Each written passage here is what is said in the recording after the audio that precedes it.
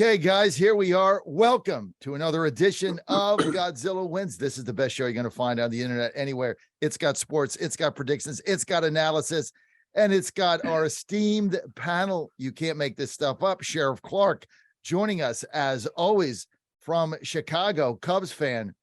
Sad situation. We got Nate Perry, college professor, University, Nevada, but on the side, Nate makes picks. He's kind of a degenerate gambler, but we're trying to keep him straight. Also with us, Patrick Assalone, former boxer, knows about MMA, UFC. He was there, was in the ring. He's got it all going on. And of course, the editor of Godzilla Wins. Go to GodzillaWins.com every day. Get all the analysis there, GodzillaWins.com, the editor of our site. And he's basically running this operation, my son of Mississippi, at the casino there in Tunica, ready to rock and roll. And he's with us, my son, Jack Fredericks, and of course, your host, Godzilla. Hey, I tell you what, we couldn't do this without our sponsors who are doing such a good job for us. And my good friend, Ignacio, if you're a small business owner struggling to generate leads and revenue, then this message is for you. In today's economy, a winning digital strategy like we have is a must. Without it, your business, well, it's going down the tubes. Many business owners struggle with outdated websites and no real presence on Google when people are searching for their services, but don't be discouraged. Ignite45.com can fix that. They design great websites to turn visitors into paying customers and create SEO strategies that rank your business on top of the search results. They got it going on. Ignite45 is also the first digital agency dedicated to the alternative economy, helping your business reach millions of patriots on Truth Social, on Getter, like we are right now, Getter Live, on Rumble, on Gab. If you're ready to see real results and work with a digital partner that shares your values, go to ignite45.com/Godzilla. Ignite45.com/Godzilla, or give them a buzz, 720-740-1776, of course, 720-740-1776. Okay, let's roll. Jack, what we got a great lineup today of things that we're going over. We got college basketball, we got the whole thing. Go ahead, Jack, lead us off. What's on tap? So we have a lot we want to talk about today. I'm really excited for this show. We're going to start with some NFL because we just can't quit. Then we're going to do quite a bit of college hoops. I think we all probably have some picks to give out. We'll do some rapid fire. We'll do a little bit of UFC, and then Nate will give us some stories. We're calling that segment at the end, Godzilla Wins, Nate Loses, which he should have plenty of stories to talk about there. We want to start, though, with what I'm calling, or we're calling, NFL Homer mock draft. So the idea here is simple. You have a favorite team. Almost everybody here has a favorite team. And what I want you to do is I want you to choose their first round pick. Tell me who you think they should choose and why. Don't just say, hey, my team should pick Bryce Young, unless your team are the Texans. But based on your position in the draft and needs, what do you think they should draft? If you were in charge, who would you draft here? Why don't we start with John, my dad? Pick me. That's I figured we'd start there. So why don't we start there, and then we can kind of just bounce around. This could take a while with the Titans. I know. I shouldn't have started the show this way. Did you just make this segment up? I love this segment. I knew you would. I love this segment. Nate, we're 4 minutes in, and who do I get to talk about, Nate? Say it. Tailor-made for you, John. This is the whole reason we did it, just so you'd have something to talk about for 5 minutes. I'm fired up about this NFL draft. April 27 to 29 in Kansas City. Titans pick number 11. Here's the bad thing about losing 7 in a row, going 0-9 to playoff teams and getting bounced out of the playoffs by the likes of Jacksonville. You get the pick in almost the top 10. We got the 11th pick. Well, Titans got a lot of holes, right? We just released 4 players. Taylor Lewan gone. Robert Woods, nice job, Robert, but you're too old. Goodbye. Randy Bullock, Fat Randy, you can't make a field goal over 38. Plus, you blew the game of the Giants. Goodbye. You're out. Zach Cunningham, you're hurt all the time. You came from Texans. They suck. I don't want anything to do with you. You're out. They saved $35 million in cap money, so they went from $23 million over to $12 million under the cap. So now we got a little wiggle room, which I'm so excited about. We get pick number 11. My pick, number O-line. Got to get an O-line here. Got to get somebody to block for Derrick Henry. Got to protect Ryan Tannehill, assuming he stays. Got to protect somebody. I like Paris Johnson Jr., Ohio State. He's going to be a day one starter, huge guy. He can go interior. He played offensive tackle. He can play inside. You can move him around a little bit, and he's got big arms. He can block for he can open up lanes for the run. He's also a good pass blocker. Anytime you get a O-line guy out of Ohio State, Big Ten, for that. That's where the meat is. If he's gone, then my second choice is offensive tackle from Northwestern, staying in the Big Ten, Peter Skoronski. He's a little bit quicker, but he doesn't have the size. His arms aren't as long. So I prefer Paris Johnson Jr. There you go. Titans, we need O-line. There's my picks. Number 11. So we knew that was going to be an exciting soundbite from my dad. Let's go to the Cowboys fans here. Either Sheriff Clarke or Nate, if y'all want to jump in, maybe tell us who you think your Cowboys should choose in the first round. I'll let Sheriff Clarke lead if he wants to, and then I'll play second on this. All right, this will work very well because I'm going to approach this a little differently. Gather around, Cowboy fans.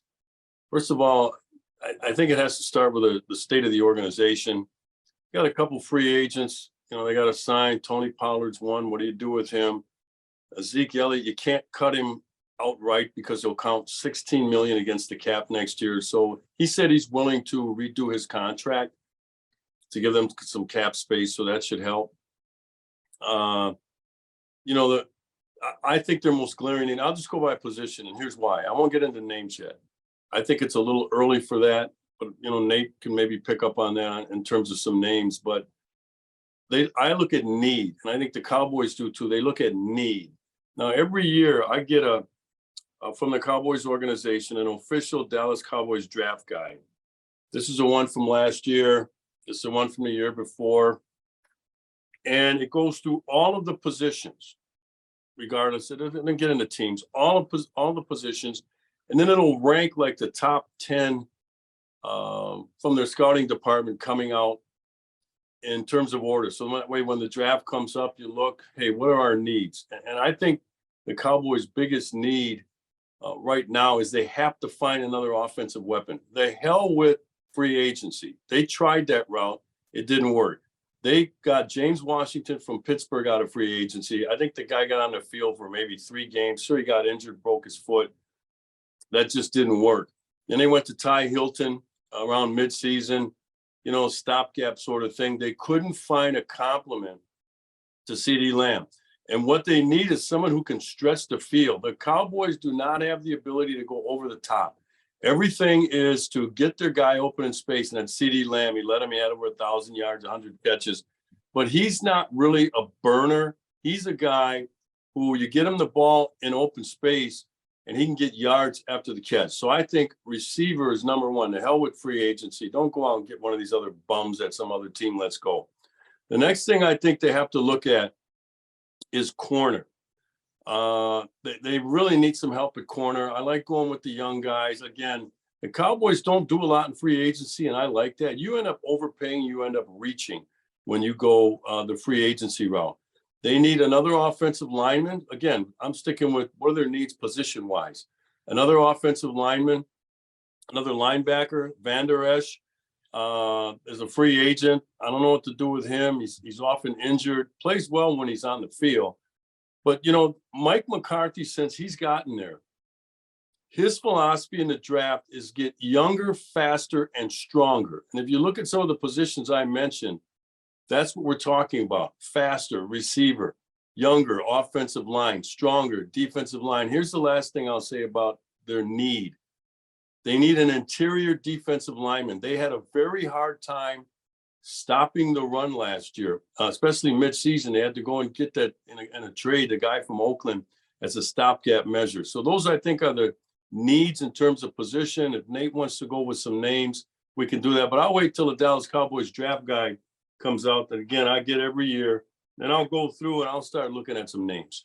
You want to be on their payroll. I never heard a better, deeper analysis than that. You want to be on what? Who's that guy that does it on ESPN? That's like agent Neil Kuiper. Kuiper's No, bit. Kuiper. You want to be on ESPN? That was Hey. a Bet's deepest analysis. I mean, there you are with all the things that got going on. You get the Dallas thing.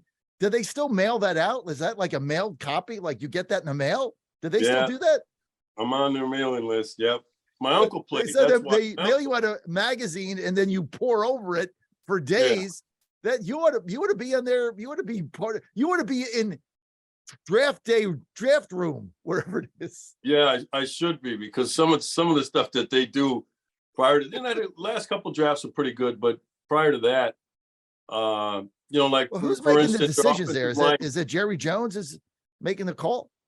Stephen Jones. makes Stephen, the call. well, yes, Is that his son? But Jerry Mhm. still gives his input. He's the guy they got to lock out of the room. They got to lock the door before letting him in before the draft starts. Anyway, that's my look at it. Yeah, I mean, so I think that you're right. I guess what I worry about in terms of where the Cowboys are drafting, because they're drafting 27th, I worry a little bit that maybe there won't be an elite like offensive player that they could draft. Most of the mocks I see, it looks like between 5 and 6, 5 and 7 sort of pass catchers go before the Cowboys pick, which means there's not really an elite wide receiver on the board for them. And I think I disagree in that I don't think they need it necessarily. I think that you make a run at Odell Beckham, he should be pretty reasonably priced in free agency. Absolutely not. I mean, Absolutely not. and then you have Gallup, who's going to be back up to speed coming off that injury. You have CeeDee Lamb, you got Odell, who runs clean routes. And then I think you're fine. I think that the defense needs to be upgraded. I think that they really need a cornerback spot. They need someone to play opposite Trayvon Diggs. I mean, that's like the biggest sort of need that I see. And where they are in the draft, it looks like that's probably the move. I mean, you get someone like Kelly Ringo, who's 6'2", 210. That would be huge on the outside for them. Just have someone lock up the other side of the field when Trayvon Diggs is there. That's sort of where I think they'll probably go. I think the wide receiver in offensive line are needs for sure, but I'm just not sure that unless they trade up, I'm not sure that they'll be able to get someone that they can justify in this spot from either of those positions. So I think probably defensive back is where they go. That makes sense to me. Yeah. They need, but if I can counter that just a little bit, because we're both talking about the same Yeah. team here before we get to Jack. They need more speed on the outside. Okay, that's not Gallup's forte. Odell Beckham Jr. is a locker room cancer. He doesn't have it anymore. He's coming off of 2 ACL tears. And he wants big money. Here's what it comes down to for Dallas. The scouting department. You have to find gems. You're right. When you're drafting 27th first and then 54th in the second round, you're right. The studs are going to be gone, but a lot of the studs flame out anyway. You have to find gems. Look at the Green Bay Packers with Christian Watson. They found that guy, I think, North Dakota State, for heaven's sakes, turned out to be their leading receiver. He's going to be a star. So you got to find gems. You can't always reach for the shiny objects, because that's where you can blow a draft pick reaching for a shiny object. I mean, I guess part of this exercise is just living in reality and knowing that Jerry Jones loves shiny objects, and he will sign Odell Beckham if he can. Oh, God, please. Please. Yeah, that's true. We've got some Dallas fans on Getter here. They've got some suggestions. Andrea McCullough is suggesting CJ Stroud. I guess she's tired of Dak. Jason Dahl, who's a Packers fan, says they need to draft 2 to 3 good players. Let's see here. Radio Max says the Eagles need to draft a cornerback after that hold in the Super Bowl. And 138 Paul says, "What are you morons crying about today?" So thanks, Paul, for that comment there.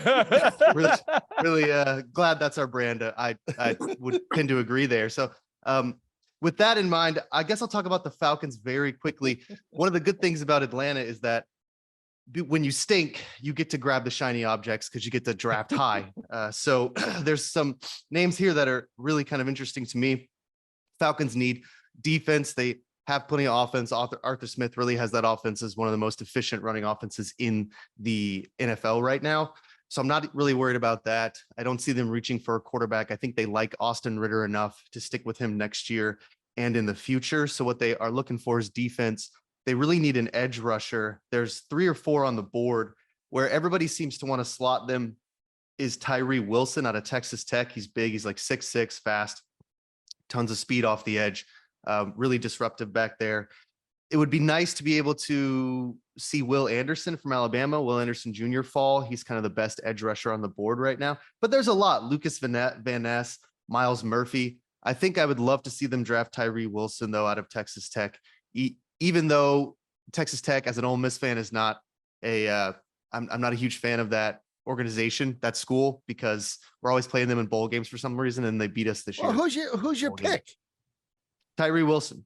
And the other thing I would say is maybe they need a defensive back. So Devin Witherspoon or Brian Branch are 2 that are kind of high on the list. I mean, they need defense, so they could pretty much draft anybody on defense, and it would be an upgrade from what they have right now. But drafting an edge rusher to complement Grady Jarrett on the defensive line and finally get some pressure. They've moved on from Dean Pease as well, so we'll see how that goes. But that's kind of you know what? Here you come. I come on. I give you like one pick, right? You guys, no, are you coming didn't. out, you got like 19 different needs of your team. Like who That's the hell not you want true. to pick in the first round? That's You not gotta true. pick. Who you gonna pick? You had like 5 names. I had 2 so- names. You spent your draft coverage talking about Fat Randy missing kicks.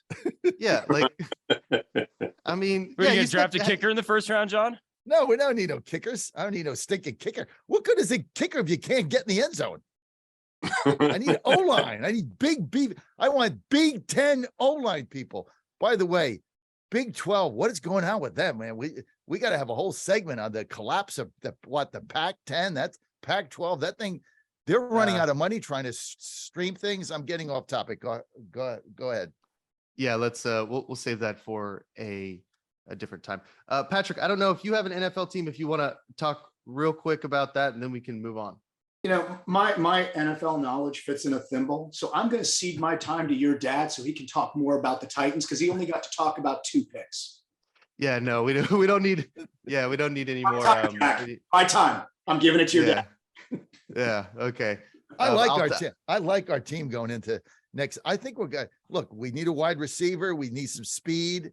We got a good defense. Bud Dupree, they're talking about releasing him. You know, get under the cap. It's only going to save $1 million. Bad idea, Amy. Pay him. Maybe he comes back. You know, they're talking about releasing Tannehill. Bad idea. We don't have a quarterback. Malik Willis is a joke, right? The guy shouldn't even be on the team. He can't play in the NFL. Goodbye. What we need to do is restructure Tannehill's contract, right? Let's get Tannehill there for a couple more. We got Derrick Henry. Restructure. Get under the cap. Get me a receiver. Get a couple guys in O-line. We're good to go. Malik Willis, John, Malik Willis was the 3rd rated quarterback coming into the draft last year. He's not Some an had him NFL second. quarterback. That's Some why had him second. that's why Amy fired John Robinson, right? He couldn't build a roster. So she walked in his office after the Eagles. And then you get what's his name? AJ Brown popping off again in a podcast saying how Titans suck and they screwed him on the trade. He's making all this money. It's like, get over it, dude. You went to the Super Bowl. I'm sorry things didn't work out in Tennessee. I love you, brother, but I'm tired of you popping off on podcast. Then he says about how the Eagles had their whole game plan. Stupid Todd Browning didn't change it. Guess what? He got fired. Robinson got fired. Malik Willis is not an NFL quarterback. Let's move on. Stop going on podcast and talking about your tie. Go talk about the Eagles and how you could win that game, right? Talk about that. I'm sick of him. Move Okay, on. now I'm starting to think that this segment was a bad idea. Thanks, Dad, for some more commentary on the Titans there. Patrick, why don't you tell us about target trading real quick, then we'll move on to some college hoops. Well, target trading, like we said last week, Jack, that you can come to me. I can teach you how to make money all week so you can lose it betting all weekend. Yesterday, my students were 29 wins, 8 losses, and 2 break-evens. So people would say, well, what do you mean as students? It's not me going out there picking trades for people. I teach my students how to do it. They do it themselves. And what I mean by 29 winners was not 7 people taking the same winner and counting it as 7. It's each individual unique winner. I have a method. I teach it systematically, and I give you a chance to be your own boss and not work for anybody else and have a little bit of freedom. That's what we do, Jack. Thanks, Patrick. Go to targettrading.co for any interest in learning about the futures market and day trading. Targettrading.co. I put it in the Getter chat as well. Okay, let's move on to some college hoops here. We're going to do some rapid fire, 2 segments. The first is an homage to Sheriff Clarke, our Blue Blood segment. This will be teams that most people know and care about. And the next segment, we'll talk about the teams that I like to watch, which we'll bury a little bit in the show here. So this is just, anybody can jump in here. Tell me the games you like today, Saturday, February 25th, as we get closer to March Madness. Which games are you watching? Sheriff Clarke, you want to start us off, or does someone else want to jump in? Let somebody else start here. All right, I'll start. I love Oklahoma State today, -2.5 at home. Kansas State Wildcats coming in there. Oklahoma State. This is going to be a sleeper team. I'm telling you guys in this tournament. They got a lot of speed. They play defense. They got shooters on this team. They got depth, and they're at home today. Look, Kansas State Wildcats are tough, right? But these games are there's always slugfests when you get here to this point in the Big 12. A lot of evenly matched teams. So now my pick to win the whole thing, NCAA. I'll give you that when we have that segment later. I already put in that futures bet. Today, I love Oklahoma State -2.5 at home. I agree with you, John. I like Oklahoma State too there, just to kind of cover this game a little bit more.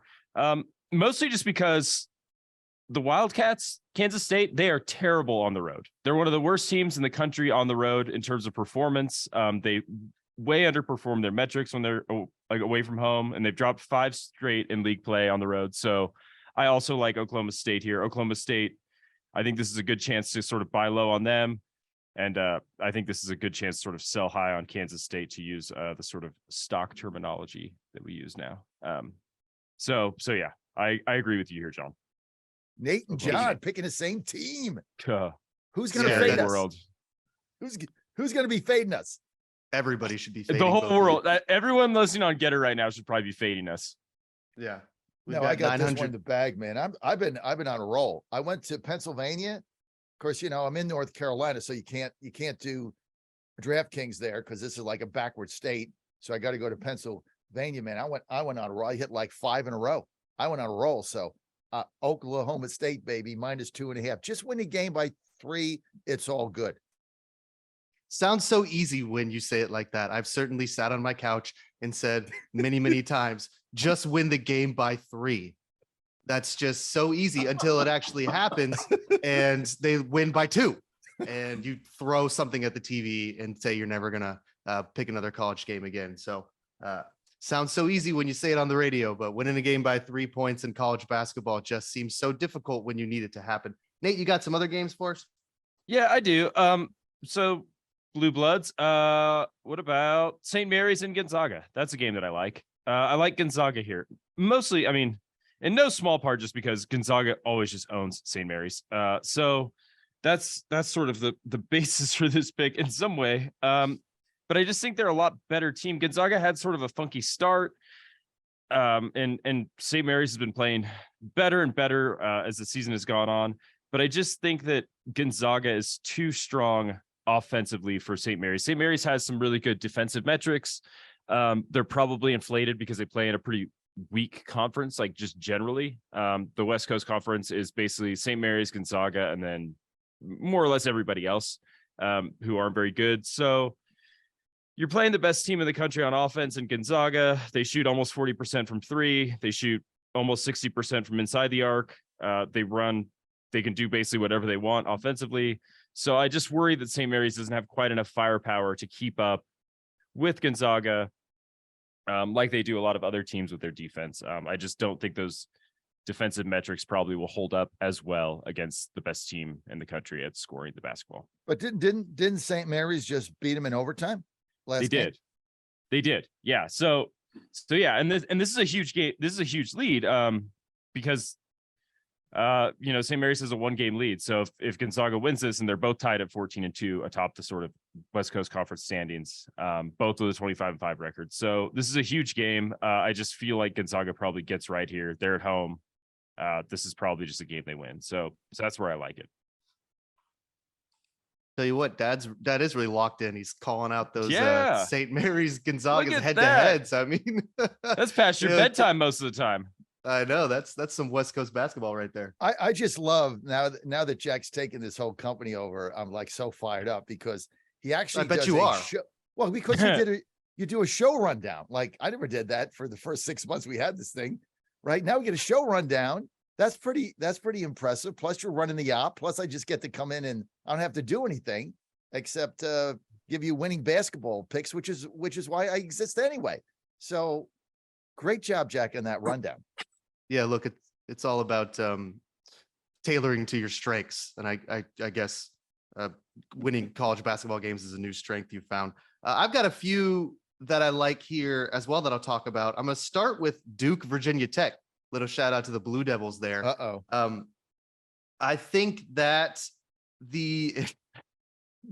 Duke has a real nice shot at this game. So the problem here is the spread is -6.5 if you like Duke. Virginia Tech averaging 74.5 points per game, 34.1 rebounds per game, which is actually quite a bit. Duke, 71.9 points per game, 39.2 rebounds per game. The problem here with picking this game is both teams stink against the spread. So Duke's been playing particularly well and has, I think, a shot to make some noise in the tournament, even though they had kind of a slow start. But against the spread in their last 6 home games, they're 1-5. Part of that is just the Duke line is always going to get inflated if you're not watching them every night, because square bettors are just like, oh, it's Duke, I'll bet them. So they're difficult to handicap in that way. And Virginia Tech, though, they're 5-11 in their last 16 games against the spread, just outright. So what I do like in this game is the over at 142.5, because I think that both of these teams are going to score points. I think that Duke is probably going to win. I just don't know if they can cover a 7-point spread against a conference. Wait. You're betting over under on a ACC college basketball game? Yes, I'm trying to make some money here. Can somebody explain to me what is the purpose of that? Like, what do you sit there and like root for threes and defense, fast breaks and steal? I mean, how do you sit there for 2 hours? Hey, I'm fired up today. I'm going to get a couple beers in. I bet the over on the Duke game. And hey, somebody just popped a 3. What? I mean, what is even the purpose of that? That's what I do every day. You guys, this really this is a degenerate show. Maybe Patrick Assalone can save us. I mean, you're going to bet the over on an ACC like classic matchup? Oh my goodness. These millennials, I don't think it's a classic matchup, but I said it's ACT and Virginia Tech and Duke. You're going to sit there and bet like, oh, wow, somebody just made a steal. Great. I mean, you got to pick a team. My God. No, you don't.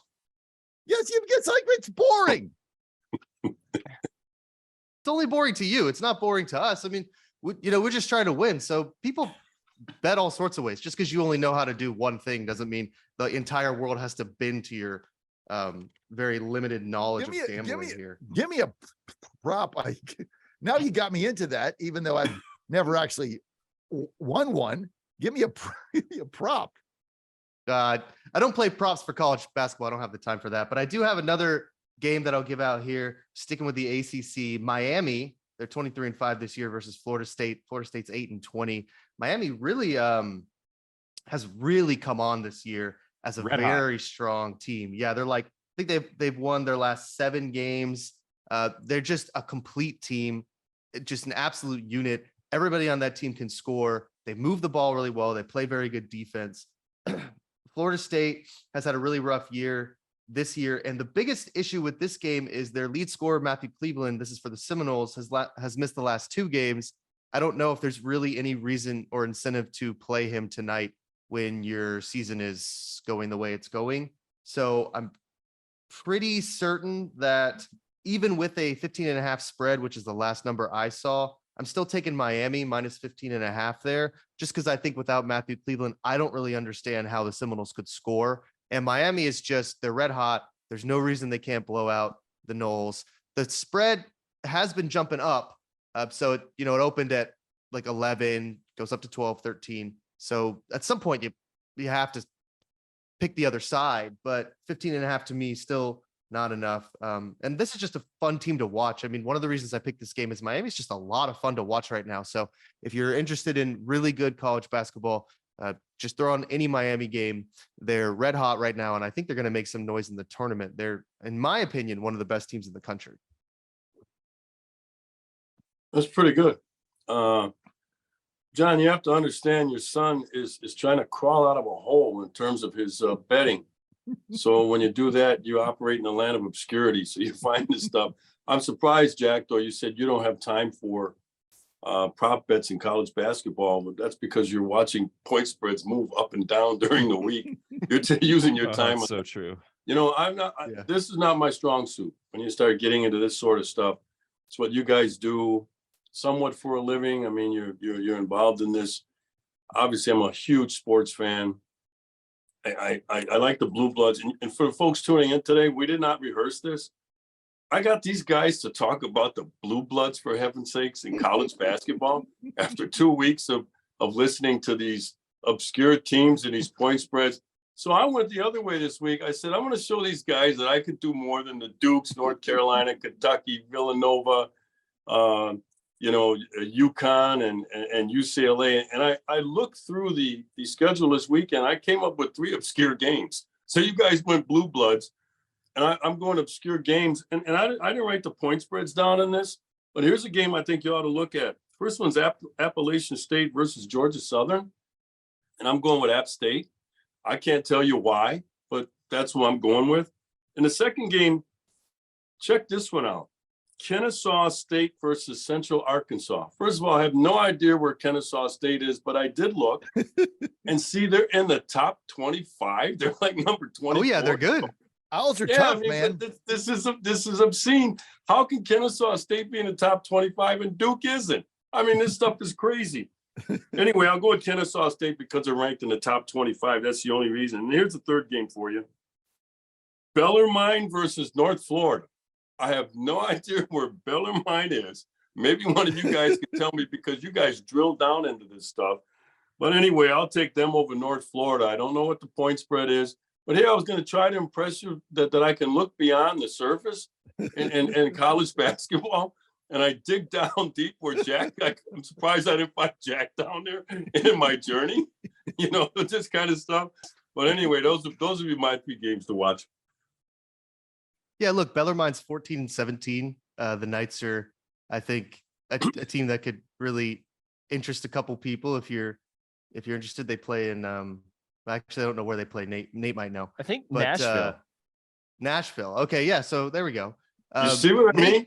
These guys are amazing. They are simply amazing with this stuff. Nate, As if they don't know where they play. Yeah, well, look, I'm glad we segued into this because I have some games that are off the cuff that not everybody might know about. So I'd love to talk about those. But Nate, you've been really hot on Kennesaw State lately, haven't you? Oh, I watched the Kennesaw State game the other day, but I can't even remember. I couldn't even tell you the result. Is how deep we are in a college basketball season now that I just watch it and then my brain just erases and we just move on to the next one. That was also because you were drunk, right? I mean, that plays into it, right? That's not all right. I mean, first of all, like, how do you even say, I'm going to watch Kennesaw State? Who do they even play in the Sun Belt Conference, right? Who do they even play? I'm going to watch Kennesaw State play, I don't know, Wofford or the Campbell Camels. I'm going to turn that game on the Campbell Camels network. I mean, you got to drink. I mean, there's no way you would tune that game in and just like have a Coke or like, I mean, I do it with my coffee sometimes. I mean, it's like 9 a.m. here when those games start. Yeah, let's give Nate a little credit there. Yeah. Kennesaw State, maybe like halftime I have a beer, but like not like before that. Yeah. Look, also I have a friend. I think a minute here. I think we'd be remiss. Maybe you're going to go into this a little later, or maybe you're going to go into it next. We'd be remiss without talking about Alabama. And there's some betting implications there with this Brandon Miller caper, and should he play, should he not play? But we shouldn't gloss over that, because that's some serious stuff as it relates to college basketball behavior, win at all costs, that sort of thing. If you don't want to talk about it, fine, but I'd be remiss if I didn't mention it. That might be an issue going into the tournament. If they finally do the right thing and suspend Brandon Miller, could have implications on seeding as well as betting. Yeah, let's talk about that really quickly. Sheriff Clarke or Nate, if one of y'all could just catch anyone on our audience up to speed on what's going on there, then we can kind of comment on the situation. Yeah, Sheriff Clarke is probably more authoritative than me in terms of being able to explain this sort of. Well, legal only because ramifications it's of a that. criminal matter, and I do have some Yep. experience. Yeah, there we Not go. because I'm involved in crime, but because of my my former profession. Anyway, Brandon Miller, University of Alabama. It's a freshman. This happened back in January. I thought this happened like in the last 10 days or so. And here, the whole story's not out. It's very convoluted. And I'm always careful when I'm opining on these types of matters when I don't have all the facts. And it's trickling out. And that's one of the problems here. But anyway, on January 15th, a teammate of his, another very good player, Brandon Miller wasn't there, but a teammate of his and another guy went down to this area where there's a lot of drinking establishments near the University of Alabama football stadium. And anyway, a fight broke out. The Miller's teammate texts Brandon Miller and says, "Bring my joint," and this comes from, a lot of what I'm saying now comes from the police testimony at the grand jury, where these guys were eventually indicted, not Brandon Miller. The joint meaning bring my gun. Brandon Miller gets in his car, drives down to this area. These two other guys get in the car in the back seat. There's a gun back there. One of the guys steps out. Brandon Miller's car is blocking this vehicle that's trying to get out of there. And his teammate fires shots. Anyway, a young lady's killed, a mother of 5, 23-year-old woman is killed. And that's the case in chief. It's a murder trial. All right. They did not charge Brandon Miller, but he brought the gun to the damn scene, for heaven's sakes. He used horrible judgment. He didn't get charged, but the other two guys did get indicted for murder. And Alabama knew this on January 15th. We're now at what, March 23rd, 24th? And this thing finally broke because the grand jury came back. It takes grand jury a little while to decide what to issue here. And they didn't charge Brandon Miller, although they easily could have, as party to a crime. You don't have to know, but when the guy told him, "Bring my gun," and Brandon Miller does it, to me, makes him party to a crime. But he wasn't charged. University of Alabama has not suspended this guy, pending further investigation to find out that the coach the other day in a news conference came out and had some flippant remark when he was asked about it. Well, Brandon was in the wrong place at the wrong time. No, he wasn't in the wrong place at the wrong time. He used horrible judgment. They don't know all the facts. The coach admitted that. That's why he should be suspended pending further investigation, but he let him play the other night. The guy scores 41 points, including the game-winning shot in overtime. And that's where this comes in, I think, from the tournament angle. They're ranked number 1 right now. They went out. They're probably going to be a number 1 seed. Maybe they're number 1 all in the tournament. They have a chance to win a national championship. And I think that's overriding the better judgment of people who should know better, meaning like the athletic director. The hell with the coach. It's obviously he doesn't care about this. But the university president, for heaven's sake, should say, wait a minute. Our reputation as a university is at stake here, and we're not going to put up with this. So that's the situation right now. He played the other night. He's going to play again today. I don't know. This stinks, I think, for college athletics, that this stuff doesn't really seem to matter. And just because he wasn't charged with a crime has nothing to do with it. The school can still suspend him for being involved in this. They have a student conduct policy.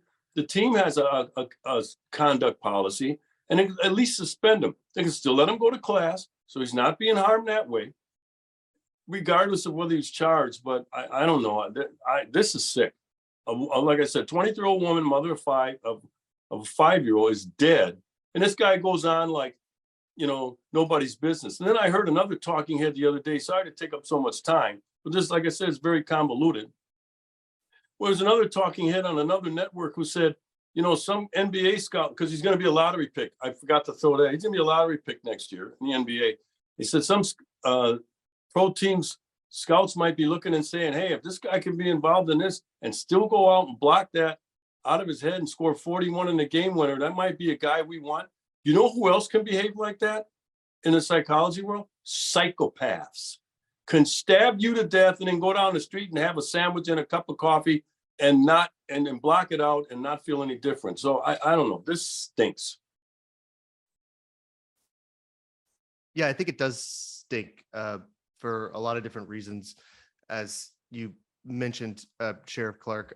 I think it's a difficult situation, and I think you're right that it's hard to, you can't, as a coach, you'd like to think that these guys would just say, hey, we've got team policies. He broke it. He's off the team. He's suspended, whatever. But we've seen in the past college coaches of all sports just they don't usually make those decisions when it comes to their career, because it affects their career and it affects their money. But the school could always step in and do something. And it seems like ESPN's reporting now that he is going to play, that the NCAA isn't going to step in either. I guess they'll just let the criminal justice system play out the way it should. But I don't know if anyone else has any thoughts. Yeah, Jack. I've had some run-ins with the police in my life and law enforcement. I can tell you one thing. If that were me, who had actually brought a gun to a crime and said gun was used, I would be in jail.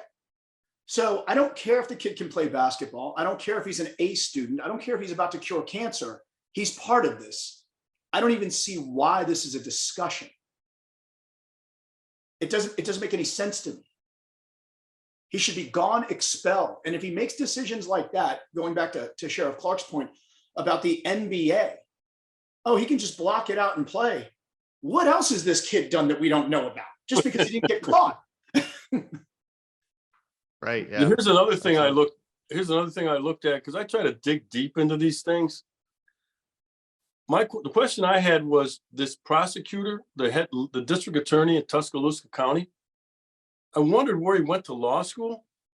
University of Alabama. And I wonder if that played into the decision not to charge this star player, because of course that's his alma mater from his law school. And nobody in the media asked him that. Being an alum from the University of Alabama Law School, might that have played into your decision not to charge Brandon Miller? See, everybody, they're dancing around. They go for the easy stuff, the low-hanging fruit.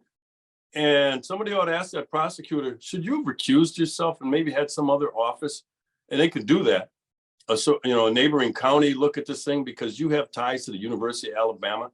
That's why I said this whole thing stinks. There's no doubt in my mind. And I wonder if the committee will take that into consideration, because if Alabama down the road goes out and does the right thing, will that impact their ability or the decision of the committee to make them a number one seed? Because they're not as good without Brandon Miller. Well, not too much on the University of Alabama Law School. I once had a lawyer who graduated from Auburn's law school, and he was not a good lawyer. So, I'm probably everybody in Alabama has graduated from the Alabama Law School. But I take your point. I take your point there.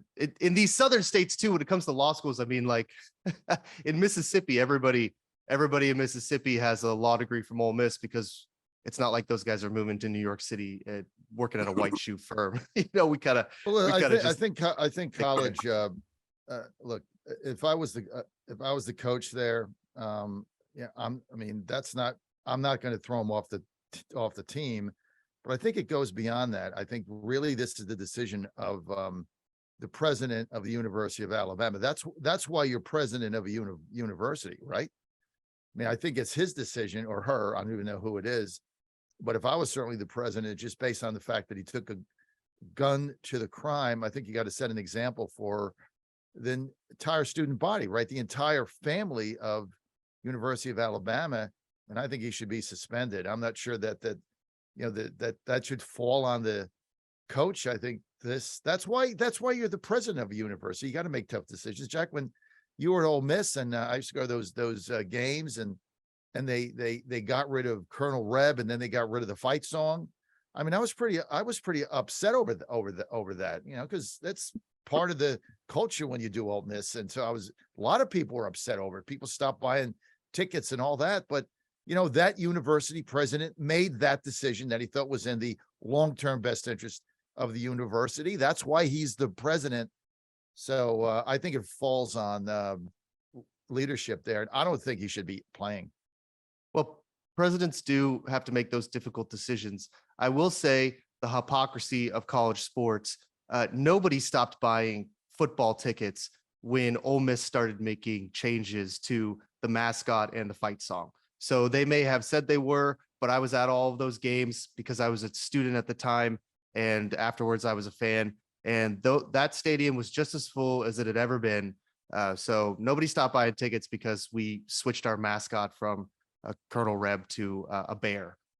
It just, that stuff it doesn't really affect the ticket prices or the ticket sales in ways that I think people think it does. And I was all in support of those decisions. Those were good decisions and hard decisions that Chancellor Dan Jones made back then. So I never got the bear thing. I don't even know what the bear's the thing that got me. I just, It's safe. I mean, I like Colonel Reb, baby. I love Colonel Reb. All right. Yeah, Anyway, sorry. I'm sure you did. The bear comes from a William Faulkner short story, who I think represents the university a lot better than Colonel Reb. Anyway, let's move on to some UFC here. Actually, Dad, why don't you tell us about Rosie's first? Let's not forget about Rosie's. Then we'll move on to UFC. I tell you what, if you're in Virginia and you're looking for a fun time, you got to go to rosiesgaming.com. All their locations, their jackpots are just flowing. We got so many people going there, winning a lot of money. They got 5 locations across Virginia. They're in Collinsville outside of Danville. They're in Dumfries in Northern Virginia. You got Hampton in the Hampton Roads area, right by Richmond, right by our studio there, walking distance away. My favorite, Colonial Downs in New Kent, and of course Vinton by Roanoke. You're gonna have such a good time. The food is great. They've got if you don't like the slot machines, that's fine, right? Then you can go upstairs. You've got OTB, all the track, simulcasting, plus a sports book and all the Rosies. So it's so much fun.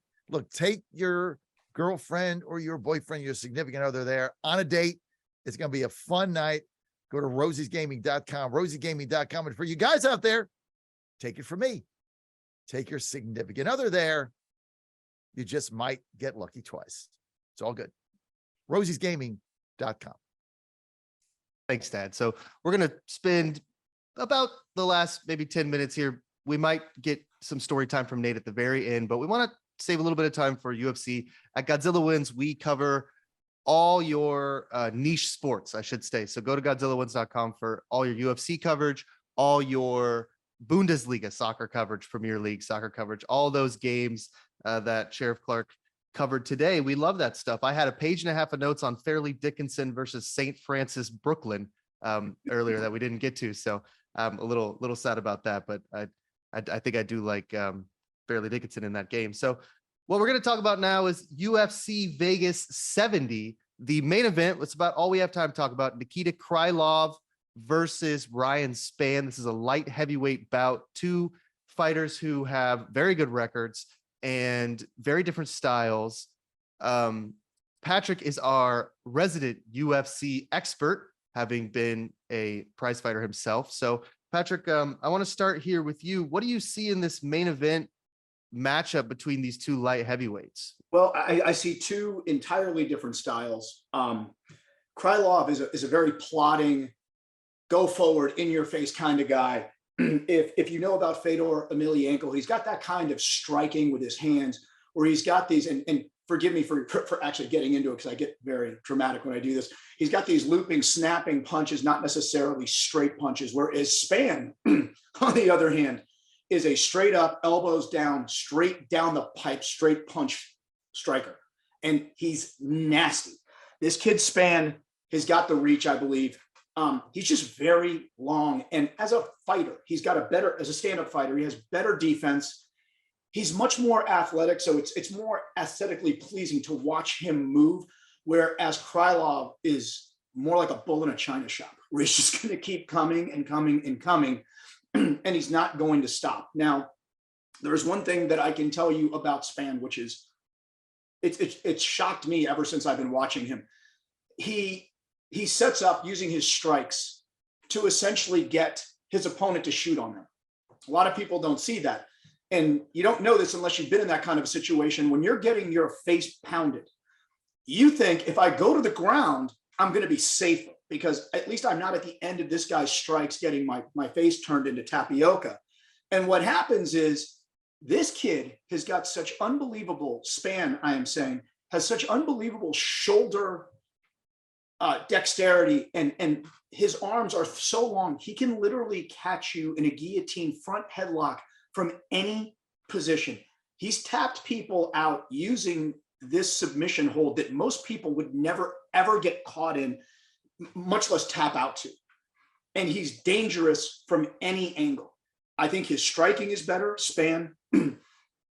I think if they keep it standing up, he's just going to keep throwing straight punches right down the pipe on Krylov. I don't think the style works out well for Krylov with his looping, hooking style. But then again, you know, I thought I knew everything last week. So all I can do is just tell you what I see. If I had to make a choice, I would go with Spann. That's interesting, because Spann is the underdog there in that fight. I guess another interesting thing you said when it comes to Spann's style is his ability to put you in a guillotine chokehold when you're on the ground and you're grappling. What I see mostly from Krylov is that he, I think, prefers to be on the ground grappling. So one of the things I think to look out for in this fight is that Spann gets submissions very quickly. If he's going to win, his fights just don't last that long. So I kind of like Krylov just because I think if he can withstand Spann's approach, especially in that first 2 rounds, I don't feel as though he can last 5. I think after 3 rounds, he might just get tired. And then if you get him on the ground, he might not have as much of that power, but he's a big lumbering fighter with a long reach. That's Spann. But that's interesting that you like him. He's the underdog in this fight. A lot of people are going to take Krylov's experience. Krylov has been in battling in the light heavyweight division for a long time. He's 4-4 since rejoining the UFC in 2018. A lot of people like Krylov in this fight, but that's interesting. I haven't heard a lot of talk about Spann on the ground. I hear a lot about his striking ability. Well, I should say that the guillotine chokes are generally coming in transitions. So they're coming from standing. So, and which is kind of shocking, because most people, you don't see too many guillotine chokes standing, but his reach he uses his reach and his dexterity so well that it's almost as if when someone ducks their head to shoot in for a takedown or they're covering up, he latches that thing on and then drags them to the ground, which then pretty much eliminates your possibility for escaping. Because if you look at many of his guillotine chokes, front headlock chokes, they're on their knees, and he's got the high position over them. He's got the high ground, and he's driving down, and it's exceptionally difficult to get out of that position. Very interesting. Nate, you got anything? I mean, so I think for the second week in a row, I'm the conditioning guy, I guess. I'm always worried about people's fitness, I guess. And we were worried about it last week, right? And we turned out to maybe have something on that. Right. Yeah. So the thing about Spann that Jack sort of touched on, just to throw some numbers out there, 5 fights have ended inside the first round. His last 5 fights for Spann have ended in the first round. A little over 70% of all of his fights in his whole career have ended inside the first round. So I think if you like Spann, you have to like him in the first round, right? So you may as well do something like, if you're looking in the sort of exotics market, if you want to bet Spann to win, why not just take him in the first round at plus 470? Like, don't take this sort of small juice. Just take him at almost 5-1 just to win in the first round. If he gets it done, it's got to be then, right? Otherwise, his conditioning isn't that great. He looks like a guy that slows down quite a bit after the first round. mostly just because it seems like he's not really a fighter that should be fighting at 205 at his size. He's 6'5" and he fights at 205. It seems like he has to cut a lot of weight, and it seems like it hurts his cardio. Patrick could probably, describe the sort of effects of that a little bit more, but that's what it looks like, is that he's just a guy that just sort of gets gassed early because it's just so hard on his body to cut that much weight. And in his career, so he started at heavyweight and he just wasn't successful. And when he dropped to light heavyweight, he started winning a lot of fights. And then he took a little time off from the UFC, went to some of the regional stuff, came back, I believe. But yeah, so Patrick, that might be a good way to segue into this just a little bit. What is it like trying to cut weight? Does that hurt your cardio? Is Nate right on that? Well, again, it's all your body type. Nate is absolutely right. If you're cutting to get down to an unnatural weight, it's deadly. I'll give you an example. When the second time that I fought for the world championship and I won, the guy that I was fighting literally at 170 dropped from 200. And he did the drop within 2 weeks because the guy that I was supposed to fight didn't take the fight. He refused to take the fight, who was the defending champion. So they brought him in. For the first round, my opponent was stronger than hell. Second round on, it was as if he wasn't even there. And of course, that's a generality, but Nate is absolutely right. If you've never cut weight and you don't understand anything about dehydration, it will kill you. And I mean, literally kill you. I've been in the hospital twice with dehydration to the point to where I thought I was checking out. And you're cutting weight right before a fight, and then you're loading up the day before. That's also terrible for your body. So if you're not a really experienced weight cutter at a weight that you train at and are used to fighting at, it's really not beneficial for you. Yeah, that makes a lot of sense. So, excuse me. It seems like Patrick likes Ryan Spann for this fight. I like Krylov, and Nate. I like Krylov as well. But if you want to bet Spann, I think get him in the first round. I think you're right about that. Yeah. And I think if you like Krylov, you might want to take a look at some of the overs of the later rounds. I think if he wants to win, he's looking for a decision there, or he's looking to go entire Spann out and get a submission in the third or fourth round. So looks like we got about 2 minutes left. We're going to need a minute for Dad to lead us out, but we have a new segment that we could probably do in about 60 seconds called Godzilla Wins, Nate Loses. And this is a segment where Nate tells us about one of his betting horror stories. Maybe it should be called Godzilla Wins, Jack Loses, because I lose way more than Nate does. But Nate, why don't you, if you got like a 40 second just clip real quick of a horrible loss from your gambling past. Well, I mean, I don't need to look any further than this week, I think. We started our new golf podcast, Clubhouse Picks. I got all excited. Clubhouse Picks. I got fired up. I picked 6 guys. I thought these are some really live long shots. We're in really good shape here. I love these guys. Analysis was solid. We did an hour talking about this stuff. The tournament starts. We've now had the cut. We've had the 36-hole cut. Most of the guys, are playing in the weekend that other people have picked, but not me. I had 4 guys miss the cut. One of them finished dead last, and 2 of them are just playing out the string and tie for 38th and a tie for 60th. Or no, I'm sorry, a tie for 60th and a tie for 72nd. So really solid week for me picking golf. 6 really live long shots, 4 missed the cut, 2 are in 60th place or worse. So really good stuff from your experts here. We'll just try and bounce back next week, and hopefully the analysis is a little bit better. But podcast off to a great start. It is nearly impossible. It is harder to pick who's going to finish dead last in a golf tournament than it is to pick the winner. The fact that you found the guy who finished last, and that was your guy to. And I advocated for him. I wrote him up in an article. Yeah, I know. It's in print. This guy's going to win the tournament. It is so hard to find the guy who's going to finish last unless he doesn't play.